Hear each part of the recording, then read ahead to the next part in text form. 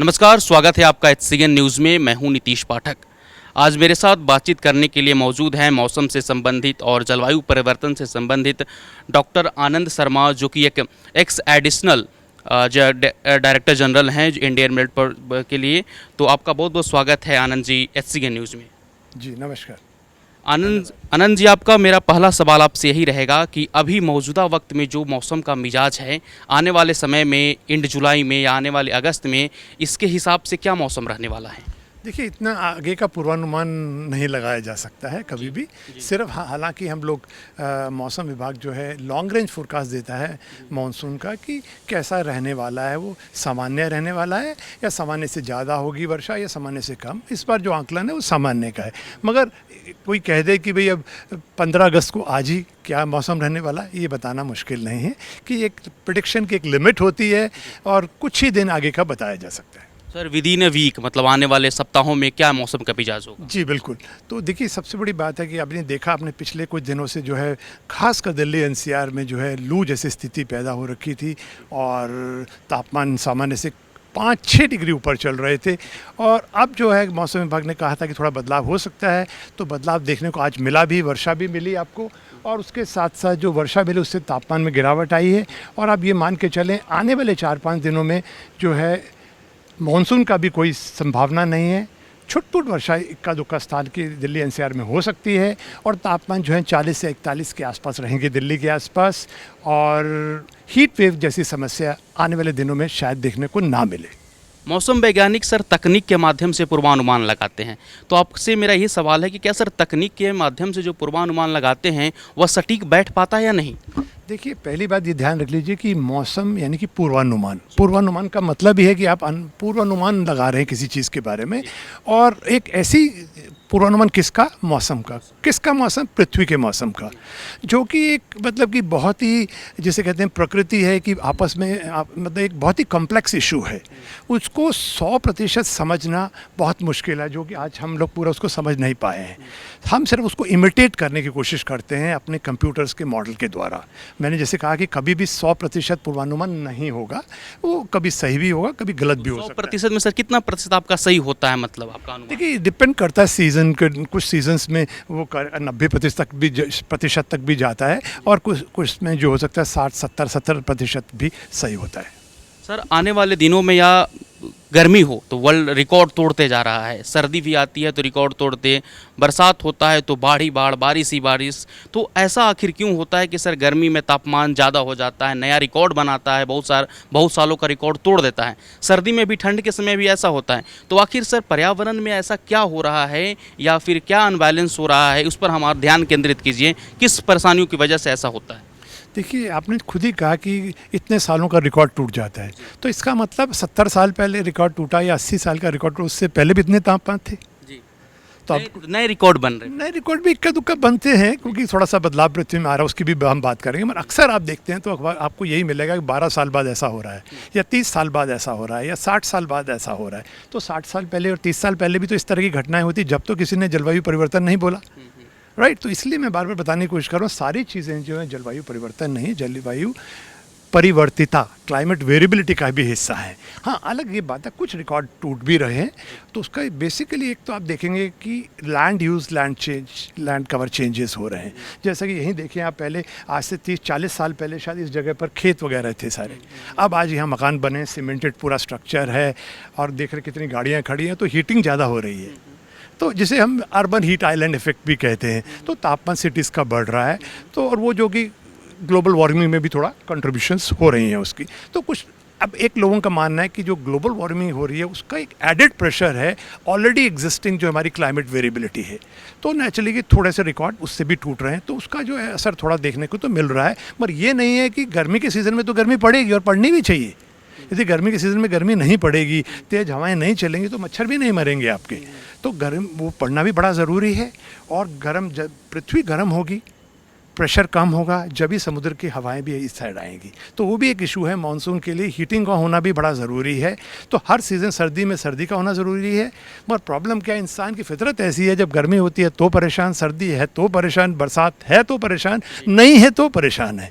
तो मैंने तो ये ठान लिया है कि जैसा भी मौसम में मैं खुश रहूँगा और मस्त रहूँगा उस मौसम में। तो जब तक ये नहीं ठानेंगे और सिर्फ ब्लेम करते रहेंगे तो कुछ नहीं होने वाला। सर, डेवलपमेंट की बात आपने कही कि विकसित हो रहा है, सारे चीज़ सीमेंटेड हो रहे हैं, इंडस्ट्री लग रहा है। आप गांव कस्बों में भी अब सर धीरे धीरे रोड जो है सीमेंटेड होने जा रहे हैं। तो क्या जिस तरीके से डेवलपमेंट हो रहा है, इंडस्ट्रियाँ लग रही है, सीमेंटेड चीज़ों को हो रहा है, तो क्या एक क्लाइमेट पर असर पड़ेगा या फिर इन्वायरमेंट पर असर पड़ सकता है इसका? ये देखिए, असर तो थोड़ा पड़ेगा, डेफिनेटली पड़ेगा, क्योंकि जब देख रहे हैं कि आपकी सीमेंटेड आप कर रहे हैं तो हीटिंग ज़्यादा हो रही है। जो सिटीज़ वगैरह में हीटिंग ज़्यादा हो रही है, क्योंकि हीट जो है वो आपकी सीमेंट अब्सॉर्ब करता है, फिर उसके बाद रिफ्लेक्ट करता है। तो जब वो ऊपर की ओर जाती है तो नेचुरली वहाँ से हीटिंग और कन्वेक्शन ज़्यादा होता है। तो कुछ सिटीज़ में इसमें चेंजेस देखने को मिल रहे हैं, कोई डाउट नहीं है उसके बारे में। और बाकी जो है जंगल का काटना है, जैसे कि वो भी एक तरह से लैंड का। तो बेसिकली इसमें जो हम लैंड में बदलाव लेके आ रहे हैं, जहाँ पहले जंगल थे वहाँ आज खेत हैं, जहाँ कल खेत थे वहाँ आज बिल्डिंग बनी है। आप दिल्ली से लेकर चंडीगढ़ चले जाइए, दिल्ली से लेकर आप जयपुर तक चले जाइए, या किसी भी डायरेक्शन में आप निकल जाइए, सिर्फ आपको घर और बिल्डिंग ही मिलेंगी। तो बदलाव तो आ ही रहा है। जनता को आप क्या संदेश देना चाहते हैं, जागरूक करने के लिए क्या करना चाहिए ताकि उनका कम से कम हमारा इन्वायरमेंट भी अच्छा रहे और साथ में साथ डेवलपमेंट भी होता रहे, और इस पे परिप्रेक्ष्य में सरकार को क्या कदम उठाना चाहिए? देखिए, इसमें तो है, पहली बात है be simple and let nature guide you. तो एक तो लाइफ में सिंप्लिसिटी लेकर आइए। और आज के जो है हो गया इंसान को, इंसान ग्रीडी बहुत ज़्यादा हो गया है। नीड से ज़्यादा वो ग्रीड पे ध्यान दे रहा है, करप्शन पे ज़्यादा जोर है। तो जो 2 नंबर का पैसा आ रहा है, तो उसी 2 नंबर से आप देख रहे हैं बड़ी बड़ी डेवलपमेंट जो दिख रही हैं आपको, उसी से ज़्यादा बदलाव आ रहा है। इंसान को 2 रोटी खानी है, थोड़ा बहुत चीज़ें चाहिए, नीड ही जितनी होनी चाहिए। तो आप अपनी नीड को बरकरार रखिए, ग्रिड पे मत जाइए। यदि आप ग्रिड पे जाएंगे तो आप ध्यान रखिए कि ये धरती जो है इसके पास पर्याप्त है हम सबके लिए, सब चीज़ें देने के लिए। मगर जिस तरह से हमारी ग्रिड बढ़ती जा रही है, एक पृथ्वी हमारे लिए पर्याप्त नहीं है, और उससे असंतुलन हो रहा है, इम्बैलेंस हो रहा है। और इम्बैलेंस तो आप देख ही रहे हैं कि अब जो ऐसे लोगों को किस तरह से प्रॉब्लम आ रही है। शहर का सारा पानी जो है नदियों का पोल्यूट हो चुका है। तो इंसान को अपनी लाइफ को सिंपल बनना पड़ेगा और ये ढूंढना पड़ेगा कैसी चीज़ें हैं। यदि हम खेती भी कर रहे हैं तो ऑर्गेनिक में जाएँ। यदि आप कोई पेस्टिसाइड भी यूज़ कर रहे हैं तो नीम बेस्ड पेस्टिसाइड्स हों, केमिकल जिस तरह से वो यूज़ हम कर रहे हैं, और जिस तरह से ऑयल यूज़ कर रहे हैं जिसमें हम आत्मनिर्भर भी नहीं हैं, वहाँ से इंपोर्ट करते हैं, उसके चलते जो पोल्यूशन हो रहा है वो सब हमारी हेल्थ को भी प्रभावित कर रहा है। तो सबसे बड़ी ये ध्यान रखना पड़ेगा, हमें नेचर के साथ चलना पड़ेगा।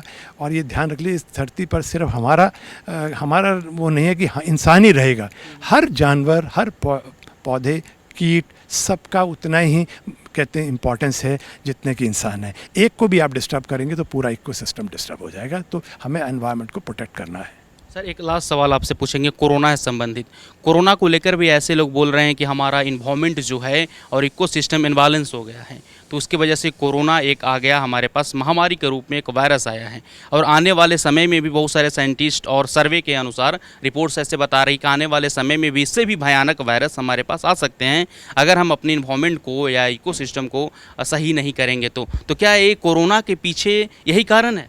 नहीं, ये ज़रूरी नहीं है। देखिए, एक और भी ध्यान रखिए कि नेचर में तो बैक्टीरिया, वायरस सभी हैं। आपका जब तक बॉडी का रेजिस्टेंस सही है, सोच सकारात्मक है, तो आप उसको झेलेंगे। और जहाँ आपका सिस्टम जो है थोड़ा सा वीक पड़ गया, आप मेंटली वीक हैं, तो बॉडी भी पकड़ लेगी वायरस। एक चीज़। दूसरी बात, उसके अलावा अनेकों देश जो हैं बायोलॉजिकल वॉरफेयर में लिप्त हैं। उनकी लैब्स में तरह तरह नए नए बैक्टीरिया, वायरस बनाए जा रहे हैं। और यहाँ पे भी आजकल पूरे वर्ल्ड में चर्चा चल रही है, कहीं वो वुहान की जो लैब से निकला हुआ वायरस तो नहीं है ये।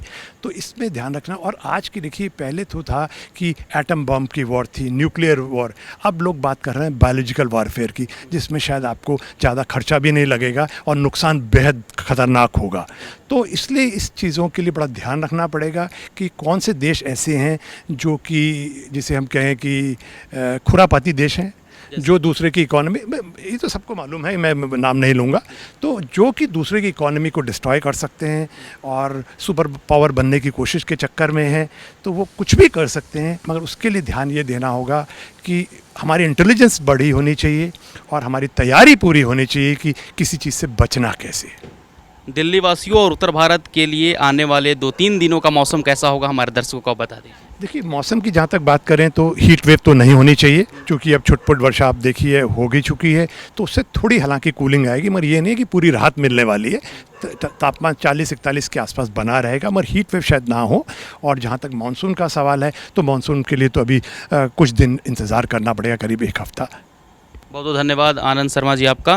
तो ये थे हमारे साथ आनंद शर्मा जी, जिन्होंने कहा कि हम लोग को नेचर के साथ चलना पड़ेगा और आने वाले दिनों में 1 सप्ताह आने में अभी मानसून को समय लगेगा, लेकिन हाँ, थोड़ी बहुत गर्मी से राहत मिलेगी, लेकिन पूरी तरीके से गर्मी से राहत मिलने की कोई उम्मीद नहीं है। मैं नीतीश पाठक, SCA न्यूज़, दिल्ली।